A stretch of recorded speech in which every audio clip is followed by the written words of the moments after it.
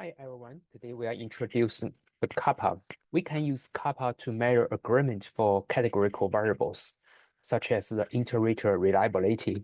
We will summarize the calculation of Kappa value using prototypical data by hand or using Stata. We also introduce some situations of agreement and Kappa interpretation. We need data to calculate the Kappa value. If you have some categorical data like this, we can see that for read 1, rated each participant as yes and no, and read 2 also rated the participant as yes and no. In this study, we have 200 participants. If both raters rate the participant as yes, this is the A, which is 80 in this case. If both raters rated participant as no, which is D, it's a 90 in this case. If there was a disagreement, rated 1 rated the participant as yes, but the rate 2 rated the participant as no, which is B, in this case is 20. If rater 1 rated as no and rate 2 rated as yes, and this is C, in this case is 10. This is the formula to calculate kappa.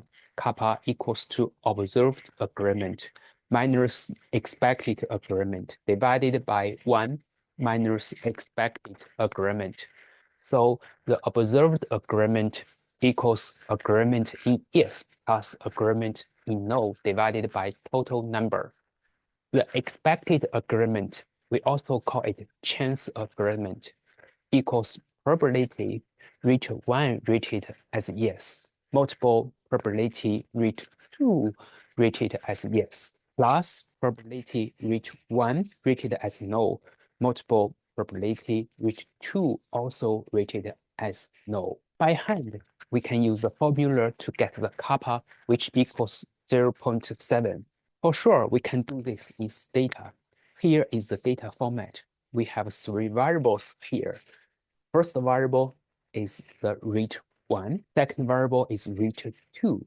Third variable is the number. If we have this data, we can use the table function in Stata to get the table account. We put rate 1, rate 2 as the variable, and the number as the weighted variable. Then Stata will give us the table, which is very similar as we previously showed.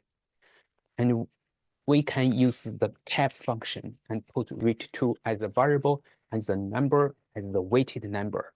The Stata will give us the observed agreement, which is 85%, the expected agreement, which is 50%, and the kappa value is 0.7, which is the same as we calculate by hand. If you have individual level data for each participant, here we can see the R1 column showing the rate result for rate 1, R2 column showing the rate result for rate 2. For example, in the number 1 participant, the rate 1 rated as yes, and rate 2 also rated as yes. You have such kind of data for 200 records. Then we can use the cap function and put the R1 and R2 two variables following the function, and Stata will give us the observed agreement, which is 85%, and the expected agreement, which is 50%, and the kappa value 0.7. If you want to get the confidence interval for kappa, we can use the kappa CI function and add the repeat for 1000 times. Then the data will give us the kappa value with confidence interval. But if you want to make the confidence interval replicable, then we need to add the C parameter at the end of the function. There are special situations for kappa value when we're interpreting the kappa. Generally, a higher kappa indicates a good agreement. But when the agreement is 100%, the expected agreement would be 0, so the kappa will not be calculated. When the agreement is split between agreement cells, that is A and B, the difference between the observed and the expected agreement will equal to 1 minus expected agreement. So the kappa will be 1. When some data counts are very few, or the agreement is skewed to one cell, the agreement is high, but the kappa value will be very low. Thank you very much for watching.